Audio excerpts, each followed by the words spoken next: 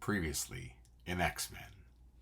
By the end of the massacre at the blood-soaked hands of the Marauders, mainstays Nightcrawler, Colossus, and Shadowcat were wounded in battle. The X-Men's roster was then bolstered by the additions of Havoc, Dazzler, Psylocke, and Longshot.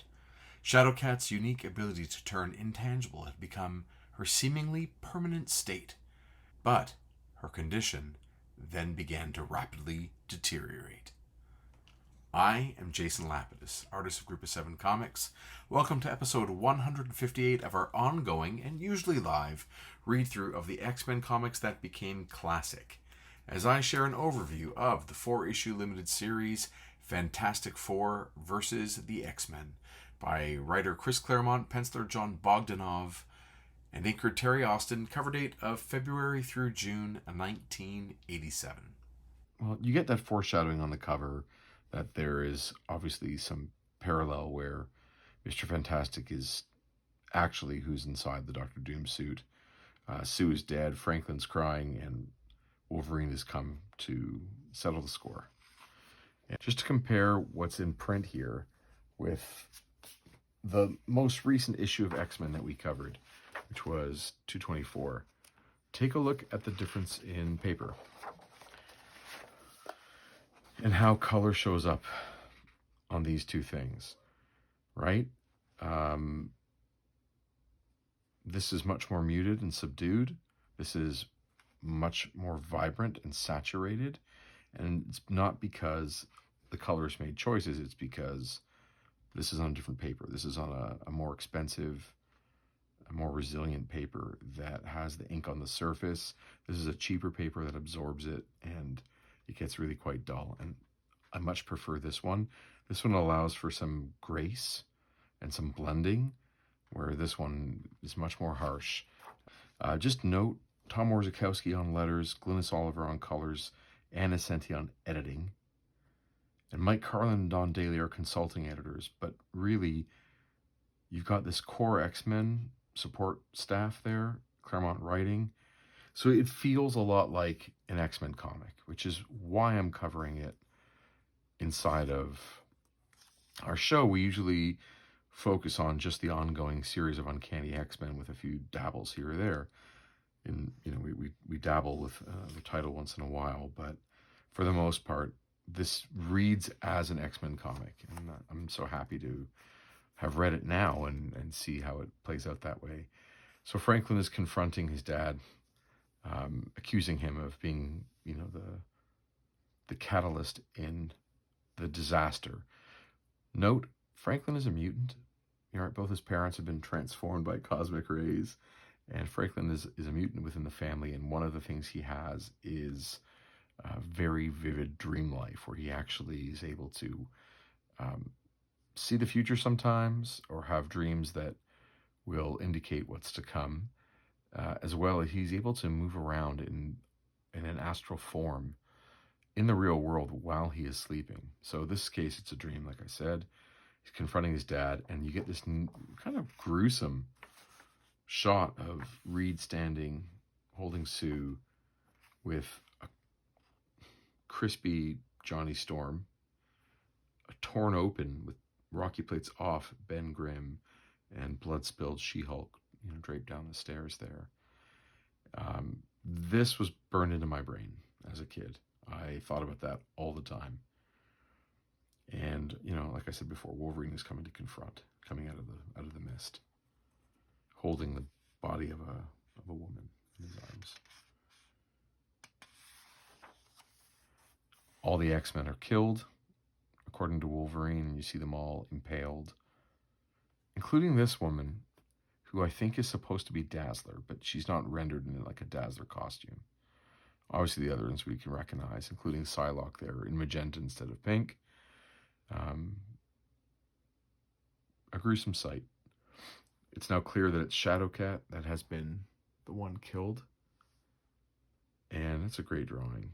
Franklin, you know, he's shocked by all this. I love his little 4.5 jersey that he wears. His little like sweatshirt that he wears over top of his Power Pack costume.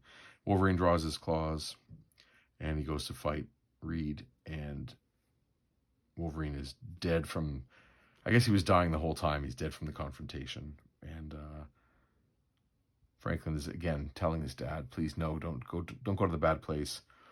His father takes Mum to the altar, and Reed opens up his journal from university, and Franklin again warns him not to.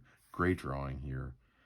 He's really strong on the children. Like he when we see Bogdanove's work, it looks like he's coming from an animation, like a kid's cartoon or Disney background. But I looked up his bio and it wasn't the case. But man, oh man, he is really strong in that stuff. He just excels in drawing certain elements, including children. And as the power of the book and the spell is cast, the body of Reed Richards is burned away and is revealed to be Dr. Doom underneath. Which I think is a pretty neat way to look at it. I mean, you can look at Doom if you want to be much more abstract and less literal. Doom is not just Reed Richards' dark side. You can even make a fun narrative case that Doom is almost like his creation. It's all the worst of him, the worst side of him, and that is, you know, him battling his demons, right? His Dr. Doom himself. Can you imagine if Doom wasn't even real? If it was like a Doom bot created by Reed Richards long ago, and it's just gotten out of control, and he can never handle it. Here's some drawings by Franklin, including the alien that granted the other members of Power Pack. I think he's one of the aliens that helps them. That helps Power Pack. There's the ship called Friday, and he's written Friday. Yeah, okay. And he's got a wrestling poster of the Thing. Photo of the FF there. The Powers family from Power Pack. And then I guess that's supposed to be Jarvis, the butler at the Avengers. I think. Feel free to correct me on that. So Franklin's woken up and he decides to venture around. He goes through the lab, sees his dad busy working. It's interesting to see how portrayals of Reed have changed over the decades, where, you know, Kirby, when he is originally drawing him, although he is, a pipe-smoking intellect, he is the heroic figure of the team, and he's drawn, and I mean, especially by the middle of that run, that 100-issue run, like, Reed Richards, Mr. Fantastic, looks so cool all the time. He gets much more narrow and more feeble looking, depending on the artist. And Bogdanove is not drawing him in a way that is particularly physically imposing, which is fine. Neat stuff. There's some good cartooning here where, like, Franklin gets in a little force field apparatus that, you know, Sue jets him around the house. Anyway, really cute stuff. Past his bedtime, he had a bad dream, you know, that kind of stuff. And they go digging. They've moved not homes, but like base of operations. I don't know if they're in the Baxter building in a new tower, or maybe they're moving in. I think at some point they were living in the Avengers Mansion as well. So I don't know what state they're in at this point. But as they're going through the things, these cases, Sue comes across this journal that Franklin saw in his dream. Now onto the X-Men. Again, awesome colors, really, really beautiful stuff. We got Rogue working on the SR-71 Blackbird. And Havoc is miscolored here. His hair is brown, like his bro, but he should be blonde. Anyway, Rogue is snapping at him about, you know, not really being a member of the team yet, because this is before he's been to battle with him, I think. And he thinks he's owed the respect, and she says, no, you got to earn it. We get a view of the 3 X-Men who are injured. 2 X-Men and someone else who's injured. We got Nightcrawler and Colossus, who have not made a return to the book yet in any active form. And we're seeing Betsy Braddock. Psylocke is, you know, sitting close to the ghost form of Catherine Kitty Pryde, Shadow Cat, who is stuck in her ghost-like state. And Moira McTaggart, because they're, of course, at Muir Isle, and her lab there. Moira is telling them that, her form is deteriorating. The molecular bonds are there's irreversible damage. So she's deteriorating, and they talk to Magneto, and he thinks Reed Richards can be the guy to go to help solve this problem. Meanwhile, have Longshot and Dazzler are out on a boat in the ocean. He's never seen it before. This is, again, early days where Longshot has just joined the group, probably after that X-Men annual that we read in an earlier episode. I should post a link here. Check that one out. Arthur Adams draws it. It's amazing. And Longshot decides to dive in because he likes the big wet. And some just great drawings. Like, man, he can knock it out of the park. I didn't mention, of course, Terry Austin is on this series, and Terry Austin is the inker that really helped define the look of X-Men back when John Byrne was drawing. So that was one of the most famous art tandems of all time in X-Men comics, and maybe in Bronze Age comics in general. Byrne and Austin. What a great look. So I'm not sure if he is the best choice for Jon Bogdanove. I'm sure that you're not going to get like better quality work from another inker. You know, Austin is incredibly skilled and an amazing draftsman.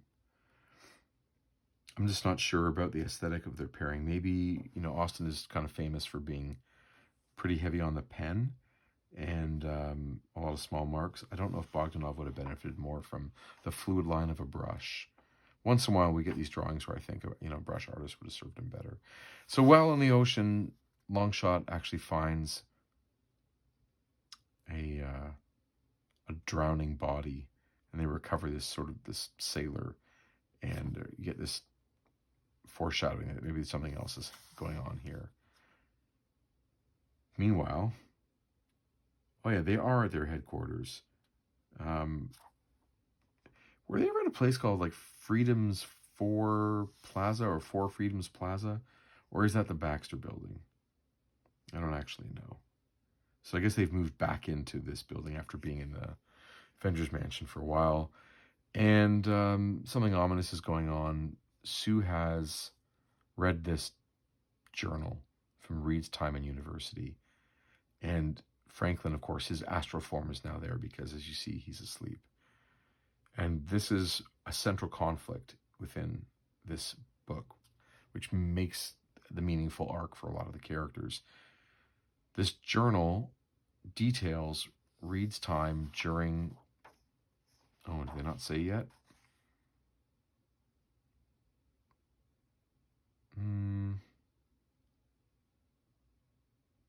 So Sue basically is really mad at him and says, you better read this. This concerns the event that transformed the original members into their irradiated cosmic irradiated state with their superpowers and everything that's come after it. And there's some sort of dark revelation. Meanwhile, in Greenwich Village, Jen Walters is researching in like an all-night library, and she's being treated with some pastries and good black coffee. I think. Is it black coffee? Yeah. Jamaica Blue Mountain freshly ground, plus a snack. And she smells some smoke. Oh my goodness, who could that be? But of course, it's Ben Grimm, who is doing some reading.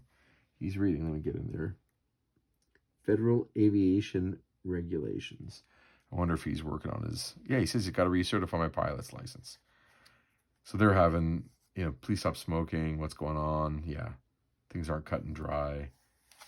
Oh, she's researching the Magneto case and thinking about defending him because his trial with you know, the human rights violations or whatever he was up on, those kinds of human rights charges or war crimes charges.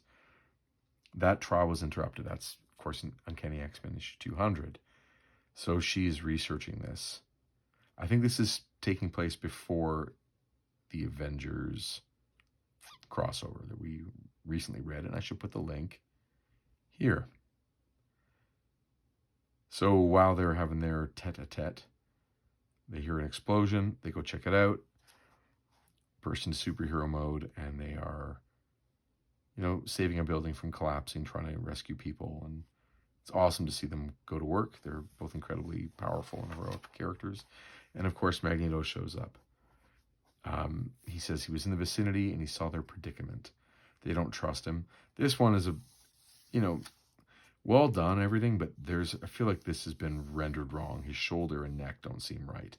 I feel like if this whole area here should be more still his Rocky form, like it's miscolored in some way, that maybe that was meant to be. You know what? I'm actually really certain that this exact spot was meant to be colored orange, and it's meant to be part of his arm. And the reason I say that is there's a line that actually connects this spot all the way up to that arm. So it really changes the way he looks. But yeah, that was meant to be part of his arm there.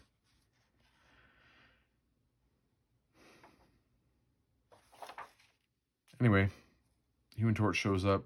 Magneto directs him to use his fire to weld things, and great body language on that one. Being like, whoa, I'm taking orders from Magneto? Do it, kid. Anyway, they finish that up. They put Magneto in a force field. Jen's wearing Ben's trench coat because, of course, her clothes are always destroyed. And he's come to ask for help and saying, yeah, tomorrow will be too late. You have the device, Richards. Please save Kitty Pryde. And he's begging him.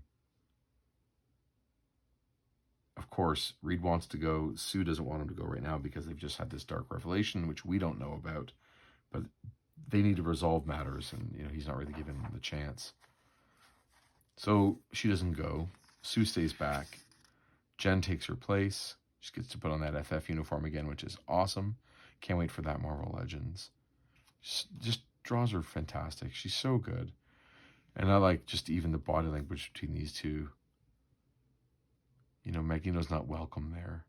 And they're flying in this almost like a Concorde. How cool. If you haven't watched Venture Brothers, which I'm pretty sure if you're watching this show, you've at some point seen Venture Brothers. That's my first thought when I see that, other than the Concorde.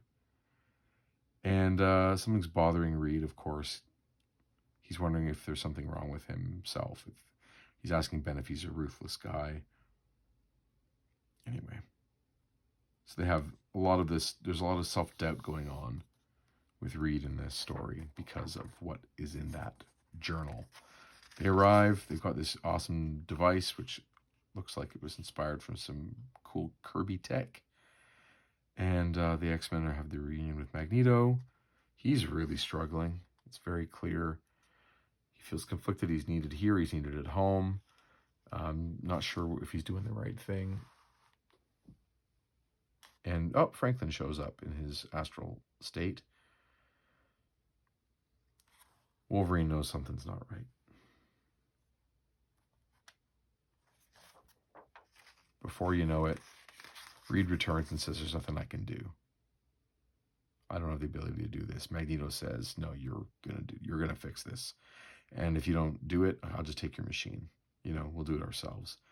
And he lifts up that machine. Jen gets in there and gives him the squeeze on that hand. And things escalate very fast. Very fast. Johnny goes to get involved. Wolverine takes the wind right out of him.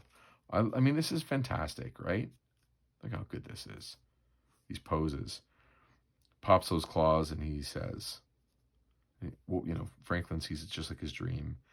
We came to you for help, Richards. We trusted you. We put Shadowcat's life in your hands. So you save her, bub, or you die. Yeah, okay. Good cliffhanger for the first issue. The second issue, again, it's ominous. Dr. Doom in the background. Right where we left off. Signed by Terry Austin himself. So cool.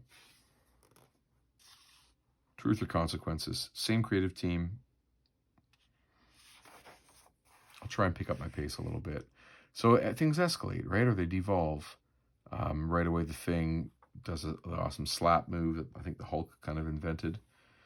And it blows Storm right over. She gets hold of Wolverine to make sure he doesn't land a blow against Dr. Richards. And Johnny, with his kind of oversimplified way of looking at things, he fires a shot at Wolverine, which Wolverine's able to protect himself, just, I guess with the claws. But Storm gets caught in the crossfire, and Johnny's very, very impacted by that. It upsets him very much. Rogue comes abounding from the hangar, and right away takes out the heavy hitter of Ben Grimm. And there's a really great scene here as she kisses him and absorbs both his powers and his psyche. And she has a moment where she gets real clarity with who he is as a person. And she says, or Claremont narrates, instantly as her body is flooded with the Thing's awesome strength, her awareness is filled with the totality of his being. All he was and is and dreams, despairs of being. She thought she'd be attacking a toad. Instead, she's touched the soul of a prince. He comes off great in this series, by the way. By that I mean the Thing. He has some really, really good character moments. And it makes me want to read Claremont Fantastic Four. Salak gets involved.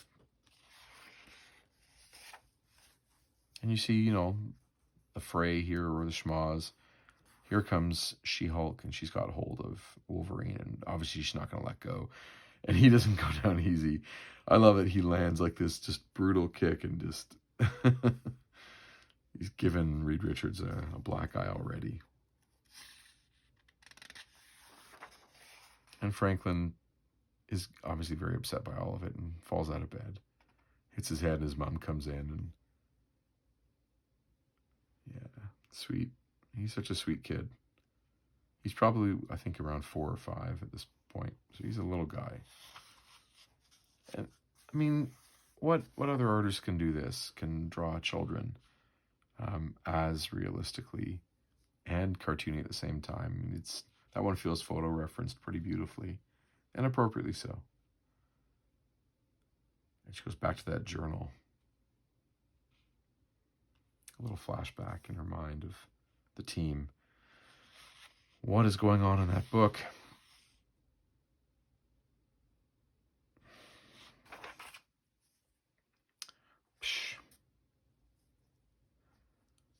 Havoc, still colored wrong hair.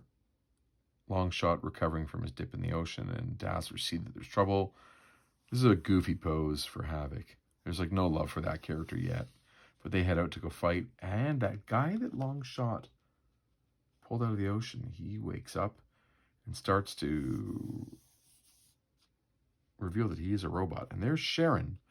Remember Sharon? Yeah. Moira McTaggart gets in the way.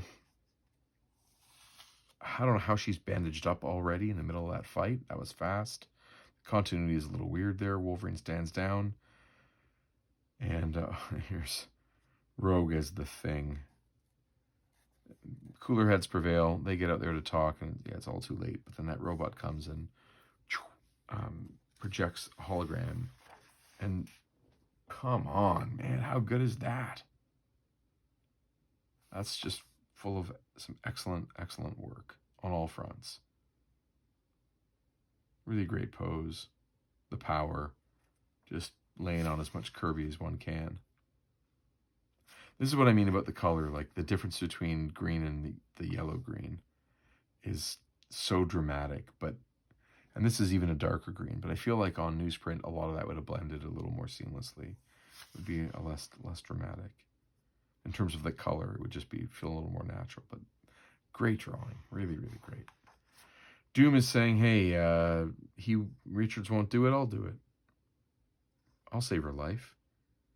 And Storm asks, what's the price? Doom says, what does it matter? Kindness of your own heart, Wolverine's questioning him.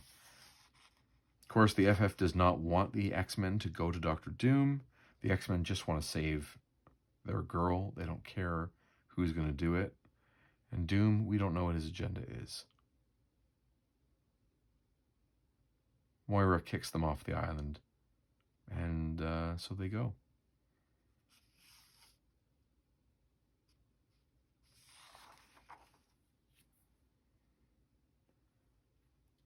Taking a look at Storm's arm.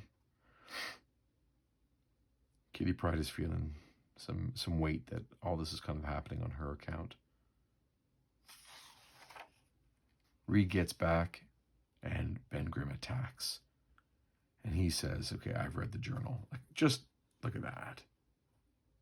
So good. The character work is excellent in body language. And Ben puts him in front of the gang, and they say, what's going on with this? Tell us, is this true? And Reed reads from the journal. Beautiful face, such a good drawing. We get him saying himself that he thinks it's possible that he knew, the journal says that he knew that they were going to get irradiated and possibly have side effects, that maybe humanity needed some parahumans to be able to deal with extraterrestrial intelligence, possible threats, that there needed to be, a group of people who can handle some of these new threats coming in the atomic age, and that he was aware that they were going to be affected by the cosmic rays. That's what's revealed in the journal. Wolverine's blowing off some steam. They talk more about dealing with Dr. Doom. And Reed is trying to recount all the things, trying to remember. And we get a really cool recreation of those original Kirby panels. We could, of course, open up FF number 1. I have it around somewhere. Not the original, but a recent reproduction, as well as several other versions of it. And these panels they're all in there. But this is Bogdanove and Austin recreating those panels. Pretty much beat for beat. So the X-Men have their pros and cons argument about going to Dr. Doom.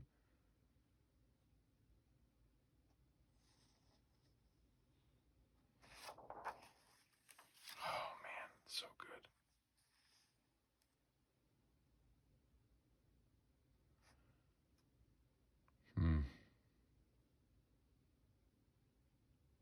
We, Fantastic Foursome, will play that role, Reed says in his journal.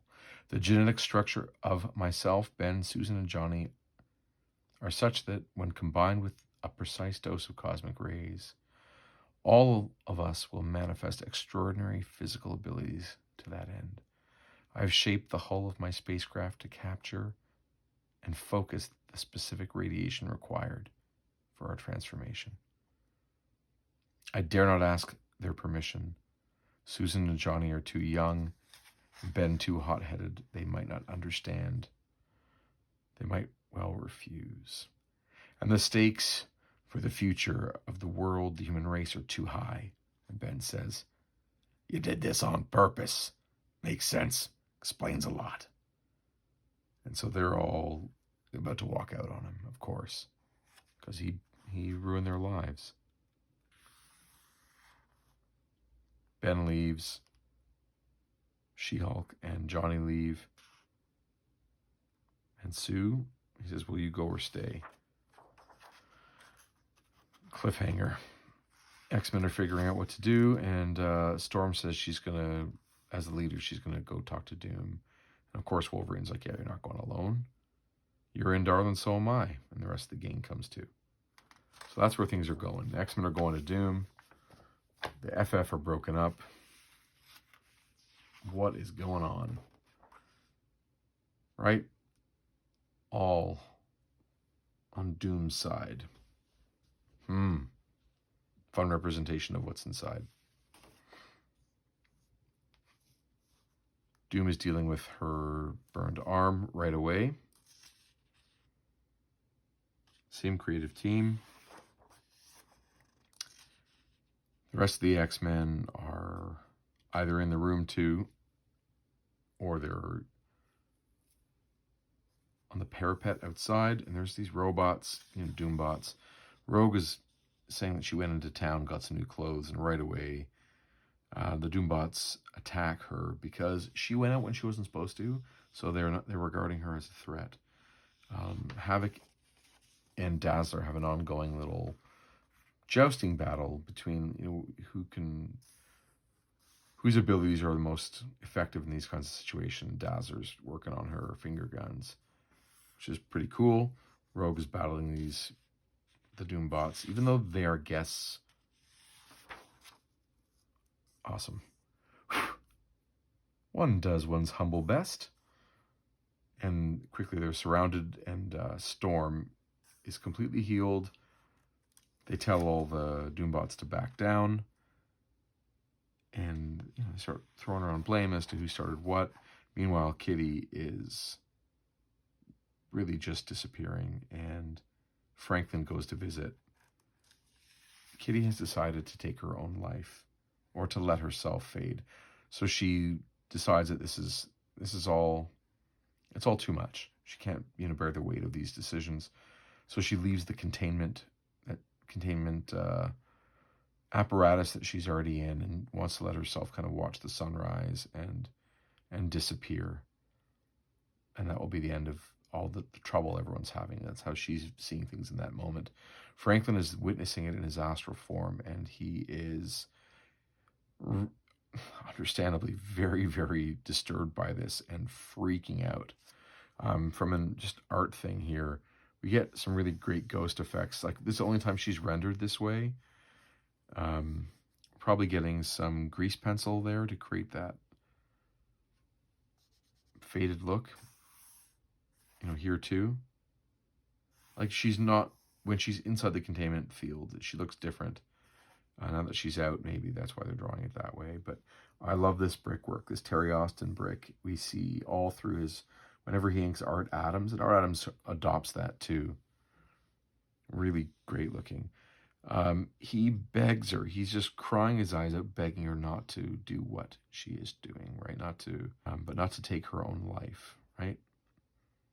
And Lockheed is there too, and he lets out a huge roar, which sets the X-Men off. Rogue has got this new t-shirt or new shirt on because she's had her outfit destroyed, and we don't ever see this outfit from her again. It's fun. Psylocke engages, and she says, "What's it look like, Psylocke? Come on, give me a break. Get out of my head. Leave me alone. You can't stop me." And Franklin keeps talking to her, and why won't you listen to help, and all that kind of stuff. He just begs her. It's really sweet. He doesn't want the future that he's witnessed to come to pass, and he thinks that if he can stop this from happening, everything will be okay.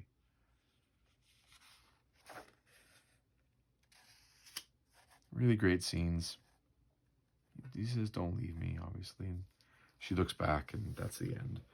And by the time the X-Men get to her, this is where she's at. The two of them. What other artist can draw that? He's like one of a kind when it comes to drawing children. Really beautiful stuff.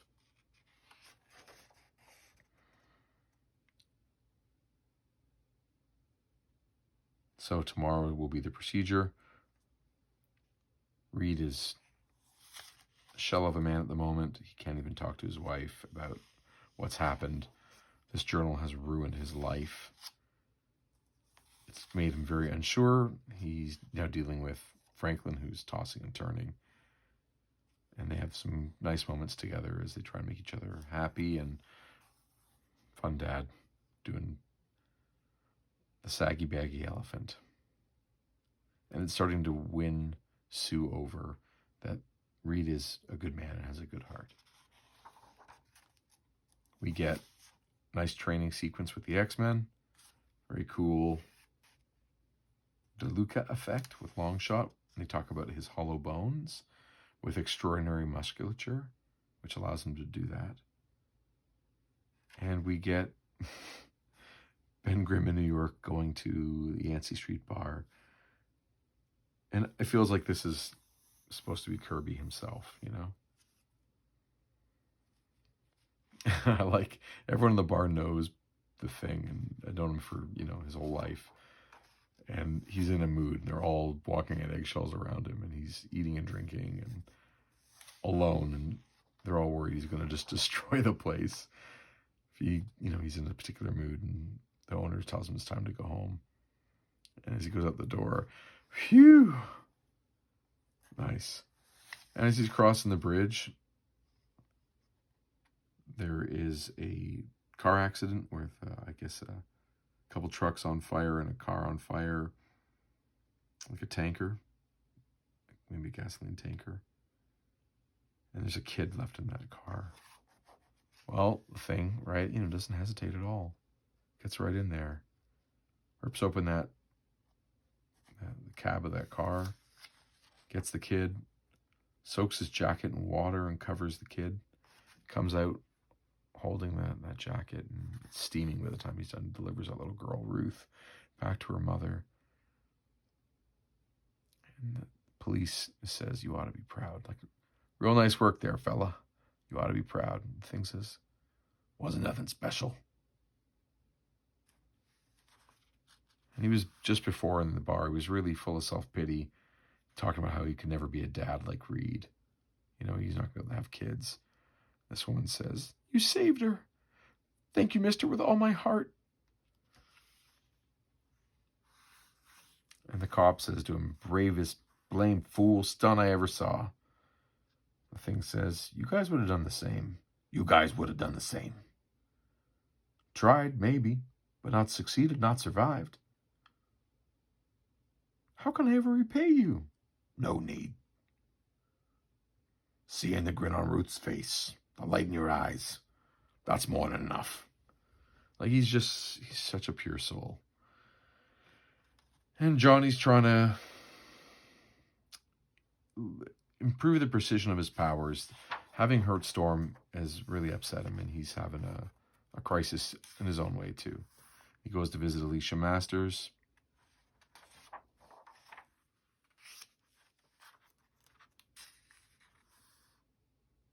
Sue brings Reed, a nice cup of coffee or tea.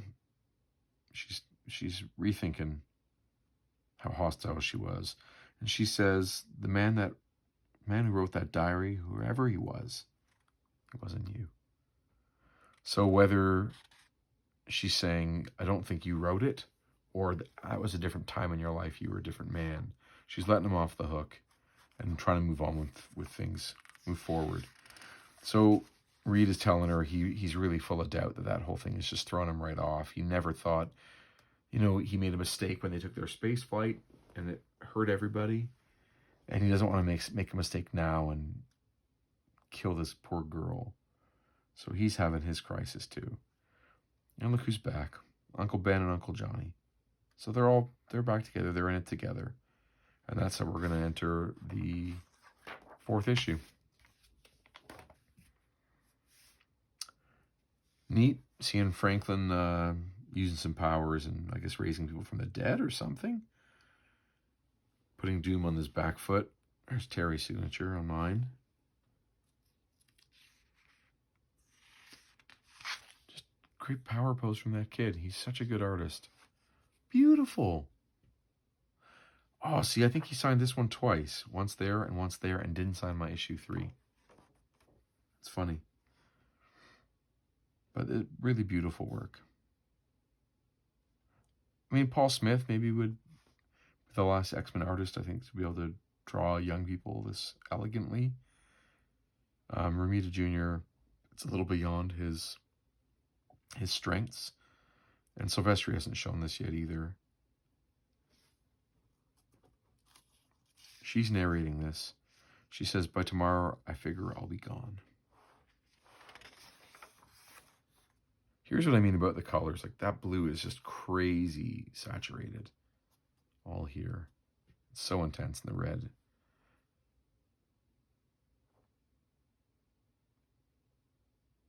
It's neat. I like the idea of these two having time together.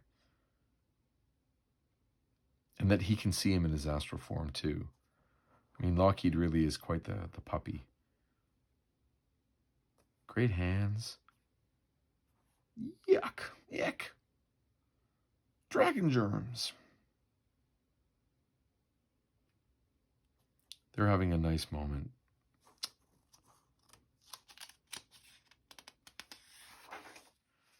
And then something, so he's trying to make her feel better and telling her stories, and Kitty's being sweet too. And eventually she starts to cry and he worries. So he tries to do the thing that his dad does with the, whatever it was called, the floppy something elephant or whatever it was, saggy, baggy elephant. So he tries to do it too with his hands, and of course he can't do it. There, it's a saggy, baggy elephant. So cute. Just really, really good. So the team's going back over. They're going to Latveria, where Dr. Doom is. Franklin's fast asleep.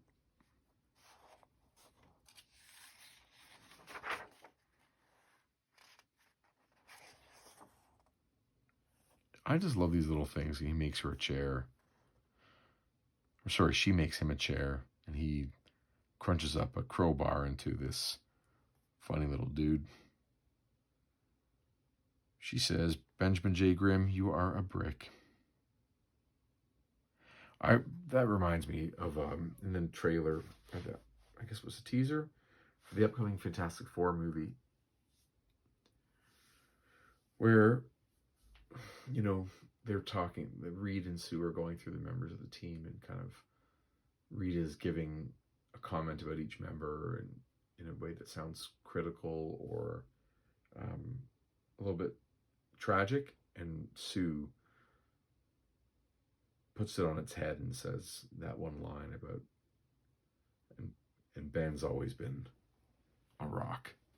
That idea that he has been an emotional, steady. I thought it was a really good play on that. A good little scene. I'm looking forward to it. I like the emotional stuff in those movies. Johnny's determined not to make the same mistake again. He's got good focus, and again, Bogdanove just really nails it with the artwork about trying to represent where Johnny's at in all of this. And they're now talking about the first meeting between Doom and Reed. Doom, with his arrogance, comes to university where Reed is. They all look like 30-year-olds, of course. And Ben was the college football hero.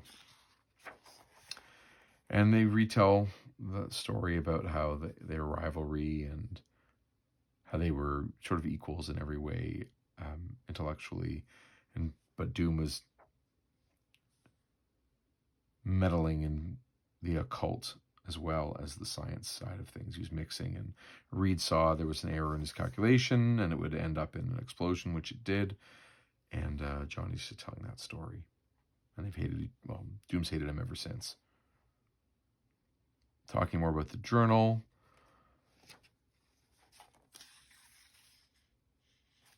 Great. Another training sequence. Wolverine and the gang at night around Latveria. Now Havoc's finally looking cool. So is Dazzler. And Havoc uses his powers to blow up one of Longshot's spikes. And you see he shoots and like it melts. Where Dazzler bounces her beam off. And I mean, who else can do this kind of stuff? Fantastic.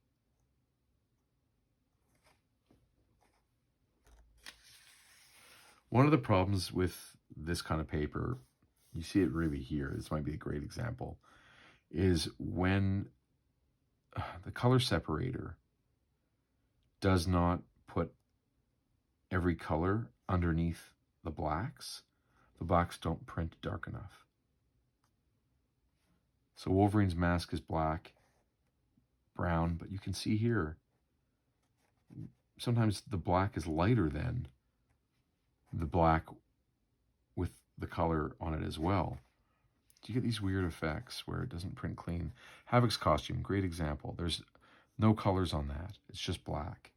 So the black plate is being used, but if you really want to get that really bold, rich black, it needs to be the black plate, the cyan plate, the magenta plate, and the yellow plate. I would love to find an example of that somewhere here. I can find the opposite, examples where it's not being used, where it's not dark enough.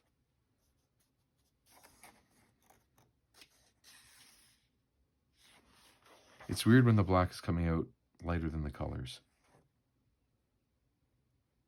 Another DeLuca effect with long shot. And he lands in the snow, which he calls the fantastic soft ground. Rogue's getting frustrated. He's still being cute with her. They're still having a good time. And then all of a sudden, as they're talking, they both are thinking that they wish they had a sibling just like the other. He wishes he had a big sister like Kitty, and she wishes she had a little brother like Franklin. And they say, I heard that. I heard that. Your words, thoughts in my head. My doing, Psylocke says, as she's linked their minds so that they can actually talk to each other, share a moment.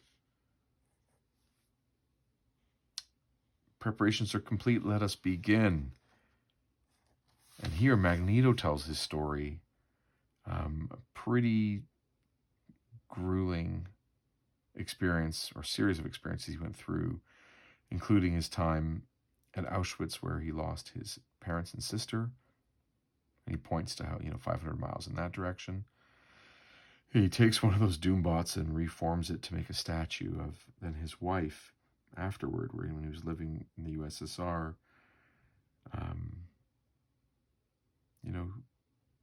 He had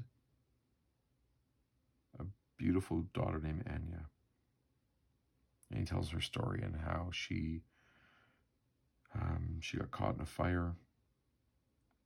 And when the crowd saw that he tried to use his powers, they turned on him. And his wife never got over it, and she kind of ran away or left him.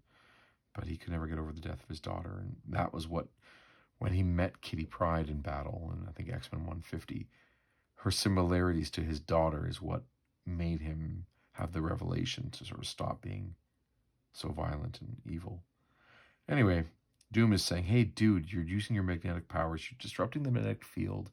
Do you realize how that affects my technology inside the castle?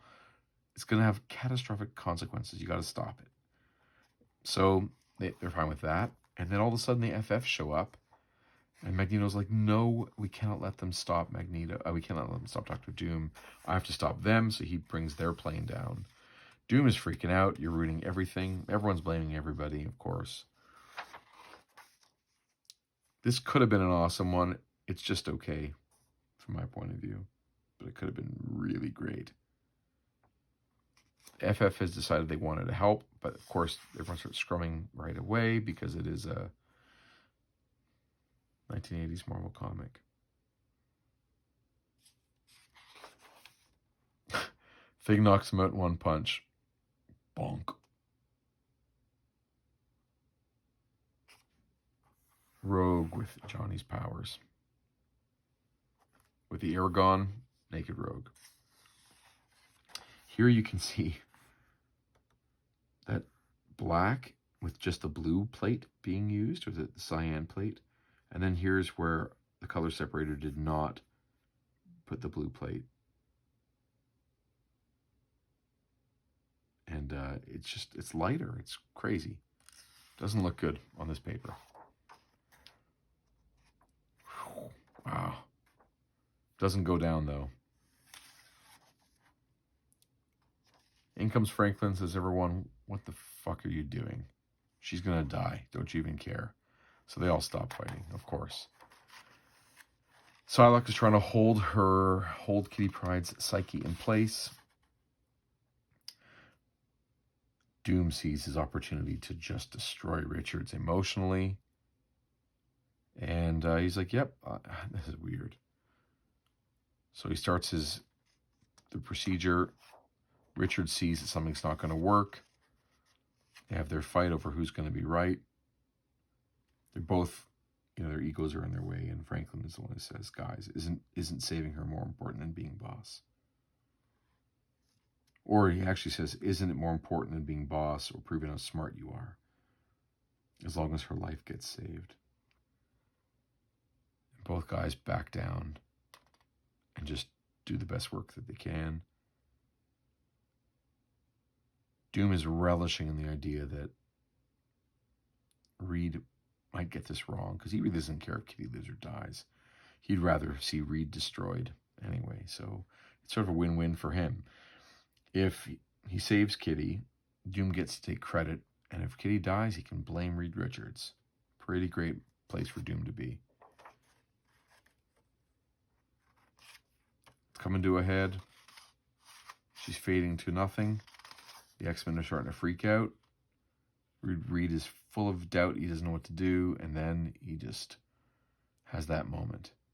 He looks at his family, has a moment of clarity, and he knows. And he takes that leap of faith, right? And Sue figures out in her head that this whole situation, Doom obviously wrote that journal and put it in the Fantastic Four's belongings to break them apart. She says, I have no proof, but there's no way this man actually did that to us. It was Doom's doing. And they finish the procedure. They say it all went well. They're having like a banquet or a feast of some kind. Magneto makes peace with the Fantastic Four. They see how they could work together. The whole time Franklin is, crawling on his dad. Really great. Flipping over. And here, Sue goes over and says to him, she goes, you wrote that diary, Victor. You, a cold man, who thinks of others solely as pawns, who delights in using people like puppets. You crafted that forgery, set this trap, years ago, not caring about the damage it could cause, or who it would hurt, when it was finally sprung, so long as you got Reed. And he says as he's spreading caviar, just, again, great choice and character work here. Susan, such accusations wound me. This caviar really is delicious. And they keep going on that. And the X-Men are ready to fight. Fascinating theory, madam. Have you any proof? She says, have you, Victor, ever considered how deadly my force fields can be if I decided to fight by your rules? Is that a challenge, Susan? Your will and natural strength versus my technology? Be careful, Victor. A lioness is most dangerous, defending mate and cub and den. But there's no need to speak of challenges or proof, because this match is over, and we won. And you see the FF is all back together. Franklin is asleep. They're awesome as a group of 5, by the way. 6 with the boy. And while he's dreaming, he gets to go talk to her again. And they talk that maybe they can hold hands for real when they see each other again in the future. So she's going to heal, which is how this ends. Our nightmare is over. Our dream has just begun. Ugly balls.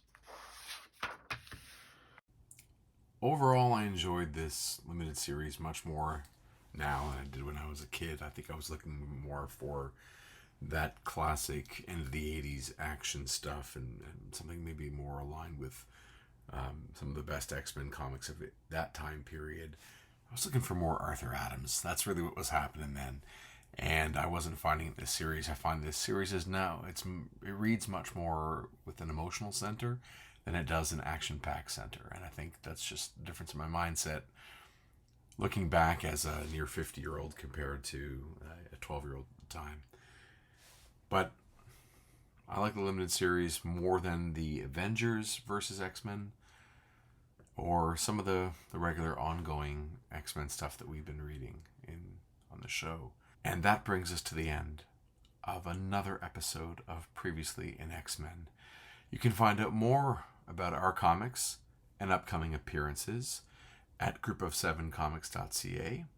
Of course, we will be at the Toronto Comic Con March 14th through 16th at the Metro Toronto Convention Centre, and that will be a big fun to do. And I hope you can come by our table to pick up some new comics, right? Peregrine's Badlands is available at Toronto Comic Con, and there's a bunch of brand new Peregrine's sketch cards that are available. So come by the table and say hello and pick those up, please, and thank you. You can find out more about our comics at group of7comics.ca and follow us at Group of 7 Comics on social media. Please click like and subscribe to the channel. Click like on that video. Share the video with friends who you think would be interested in this kind of content. And, of course, throw a comment in the comment section below and share your take on, did you read this one as a kid? Or I should say back in the 80s. Is this a limited series that you are fond of by any chance? Do you like Jon Bogdanove's interpretation of these characters? What's your thought on all this? You enjoy Chris Claremont writing the Fantastic Four? Who knows? But let me know in the comments below. And I hope that you stay Xy Bubs. And thanks for watching, and I'll see you soon and next time on Previously in X-Men.